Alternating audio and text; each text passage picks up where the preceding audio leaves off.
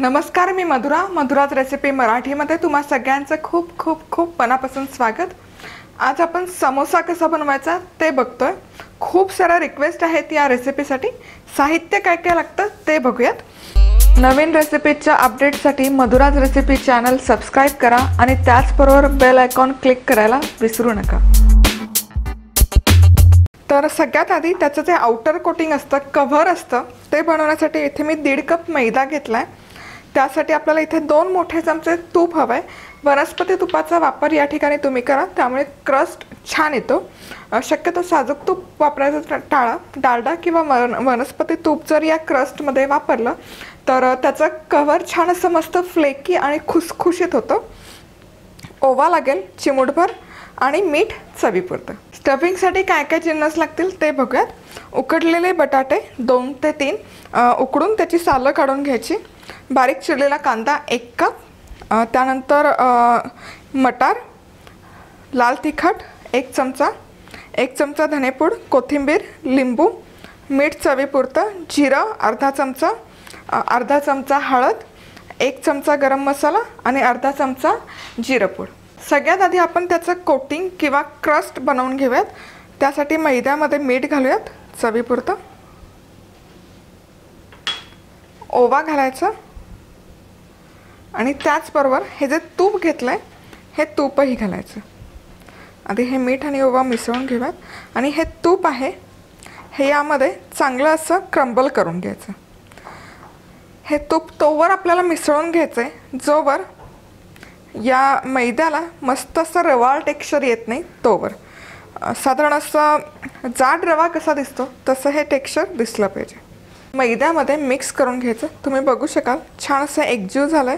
त्याचबरोबर मैद्याला पण असा थोडासा रवाळ टेक्स्चर आलाय। आता यामध्ये थोडं थोडं पाणी घालून घट्टसर असा याचा गोळा मळून घ्यायचा। पीठ घट्ट झालं पाहिजे त्या हिशोबाने पाणी अगदी थोडं थोडं घालत जायचं।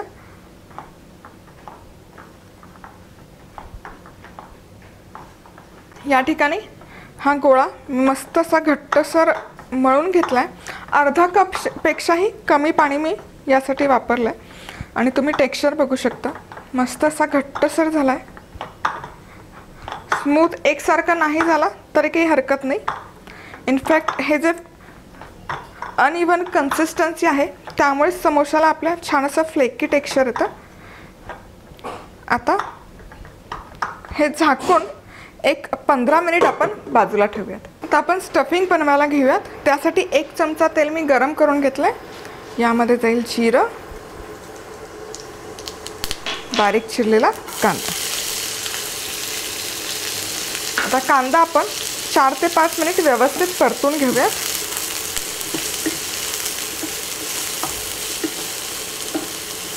कांदा मी या ठिकाणी एक 5 ते 6 मिनिट मध्यम आचेवर मस्त परतून घेतलाय।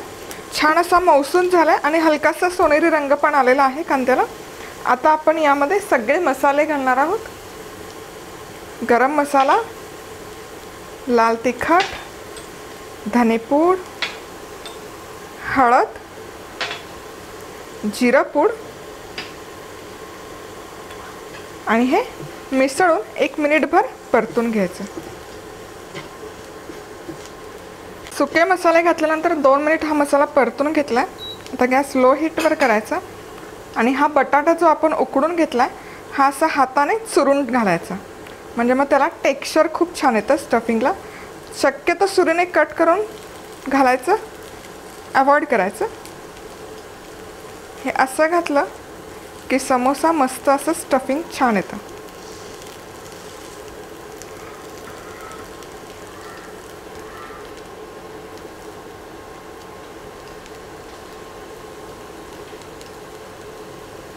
तर बटाटे घालून झाल्यानंतर मटार घालायचं,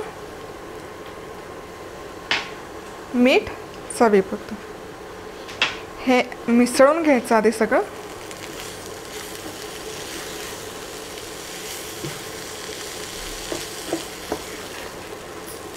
तुम्ही बघू शकता मस्त असं छान मसाल्याचं कोटिंग आलंय बटाट्याला, खूप सुंदर दिसतंय। आता झाकून ठेवून एक वाफ काढून घेऊयात, एक जस्ट 4 ते 5 मिनिट। 5 मिनिट मस्त अशी वाफ काढून घेतली की पुन्हा एकदा याला असं मिक्स करून घ्यायचं। यामध्ये आता आपण लिंबूचा रस घालायचा। गॅस बंद करते। मस्त आणि बारीक चिरलेली कोथिंबीर मिक्स करून घ्यायचं। आणि आता आपलं हे स्टफिंग पण तयार आहे। तर आपलं स्टफिंग या ठिकाणी बनवून तयार आहे। अप्रतिम दिसते, चव पण खूप छान येते या स्टफिंगची। आणि त्याचबरोबर हे जे पीठ आहे समोशाचं कोटिंगचं, हे पण जवळजवळ एक अर्धा तास मी झाकून ठेवलं होतं। आता हे पुन्हा एकदा हलकसं मळून घ्यायचं। जेव्हा आपण मळलं तेव्हा बऱ्यापैकी घट्ट होतं हे पीठ। आता तुम्ही बघू शकाल बऱ्यापैकी त्याला मऊपणा आलेला आहे। तर यामधून एक गोळा घ्यायचा, साधारण एक लिंबू असतं त्या आकाराचं, स्मूथ करून घेऊयात। आणि एक 6 इंचाची याची पोळी करून घ्यायची। खूप पातळ नाही आणि खूप जाडही नाही, मध्यम कन्सिस्टन्सीची, साधारण चपाती असते तेवढीच थिकनेस। परफेक्ट। आता हे असं व्यवस्थित लाटून झालं की मधोमध कट करून घ्यायचं या पद्धतीने। आता हे 2 सेमी सर्कल होतेत आपले। आता यामध्ये आपण हे स्टफिंग भरायचं।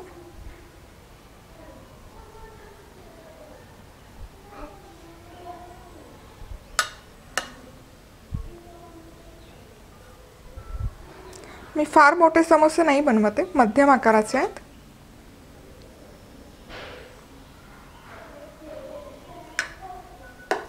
आता कढईला व्यवस्थित असं पाणी लावून घ्यायचं।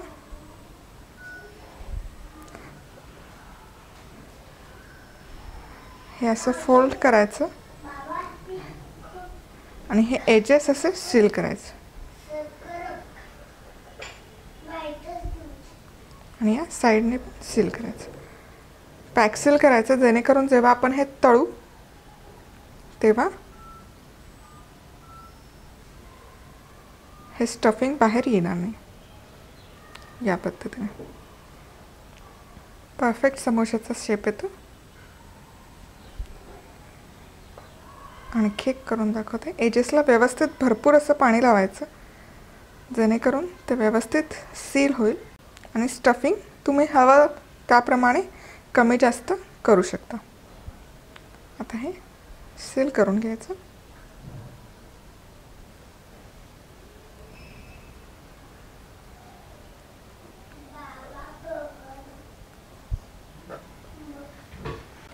समोसा आपला बनवून तयार आहे। आता आपण तळून पाहूयात। तेल तळण्यासाठी तेल मी इथे व्यवस्थित मध्यम आचेवर गरम करून घेतलंय। आता आपण एक एक समोसा यामध्ये सोडूयात।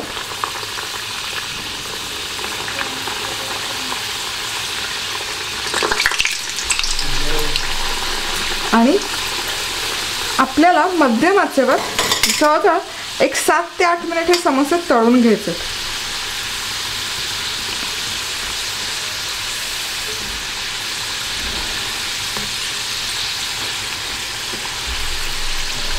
आणि लो टू मीडियम हीटवर जवळजवळ 7 ते 8 मिनिट मी हे समोसे मस्तपैकी दोन्ही साईडने तळून घेतले। तळताना गडबड अजिबात करायची नाही, खूप गरम तेलात समोसे सोडायचे नाहीत। आता आपण हे एका डिशमध्ये काढून घेऊया। तुम्ही पाहू शकता बरोबर असा एकसारखा रंग आला समोशाला।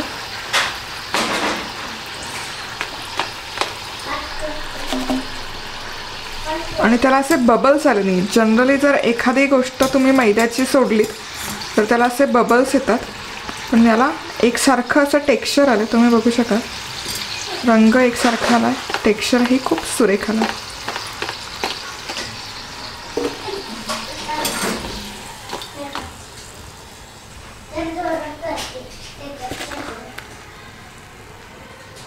मस्त।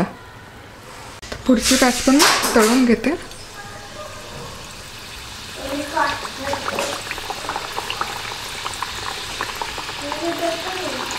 या ठिकाणी सगळे समोसे मी तळून घेतले. तर 1.5 कप मैद्यामध्ये साधारण 10 ते 12 मध्यम आकाराचे समोसे व्यवस्थित बनतात. आणि तुम्ही बघू शकाल किती सुंदर कलर आलाय. पापुद्रा असा जो म्हणतो, म्हणजे जनरली मैद्याचा समोसा आपण घरी बनवला की त्याला असे तेलात सोडले की बुडबुडे येतात आणि ते पीठ असं वर फुगून येतं. तर तसं अजिबात या समोसामध्ये होत नाही. या पद्धतीने तुम्ही जर समोसा बनवला, परफेक्ट बाजारात हलव्याकडे जसं टेक्स्चर येतं तसं टेक्स्चर या समोशांना येतं. तुम्ही बघू शकाल एकसारखा सोनेरी रंग आलेला आहे. कुठेच तुम्हाला बबल्स नाही दिसणार या समोशावर. एक समोसा आपण ओपन करून बघूया आणि तुम्हाला साधारण टेक्स्चरचा अंदाज येईल. तुम्ही बघू शकाल किती फ्लेकी झाला हा समोसा. एकदम क्रिस्पी होतो आणि स्टफिंगही जबरदस्त येते या समोशाला. तर सगळ्यात महत्त्वाची गोष्ट जी आहे, एकतर गोळा घट्ट मळायचा आणि दुसरी गोष्ट खूप पातळ पारी लाटायची नाही. साधारण आपल्या चपातीचा एवढा तरी थिकनेस त्याला ठेवायचा, म्हणजे मग त्याला क्रस्ट छान येतो. आणि तिसरी गोष्ट, तळताना गडबड करायची नाही. खूप कडकडीत गरम तेलात समोसा सोडायचा नाही. लो टू मिडियम हीटवर जवळजवळ 7 ते 8 मिनिट तरी समोसा व्यवस्थित तळला गेला पाहिजे. एक बाजू 3 ते 4 मिनिट साधारण घेतली गेली पाहिजे. त्यामुळे काय होतं की समोशाचं जे कवरिंग आहे ते छान तळलं जातं, छान फ्लेकी होतं. तो व्यवस्थित आतपर्यंत समोसा तळला जातो. तुम्हाला ही रेसिपी आवडली असेल, घरी नक्की बनवून बघा. बनवून पहिली पटकन फोटो काढून मला पाठवा madhurajrecipe@gmail.com किंवा फेसबुकलाही तुम्ही शेअर करू शकता. त्याचबरोबर सबस्क्राईब करायला अजिबात विसरू नका. सबस्क्राईब केलं की या ज्या रेसिपीज मी पोस्ट करत असते त्याचं नोटिफिकेशन सगळ्यात आधी तुम्हाला येईल आणि तुम्ही माझी रेसिपी मिस नाही करणार. लाईकही करू शकता, कमेंटही करू शकता. तर आज वेळात वेळ काढून तुम्ही ही रेसिपी पाहिल्याबद्दल तुम्हा सगळ्यांचे खूप खूप खूप मनापासून धन्यवाद. पुन्हा भेटूयात अशाच एका छानशा चमचमीत खुसखुशीत रेसिपी बरोबर. तोपर्यंत मस्त राहा, खुश राहा, आनंदी राहा आणि सगळ्यात महत्त्वाचं खात राहा.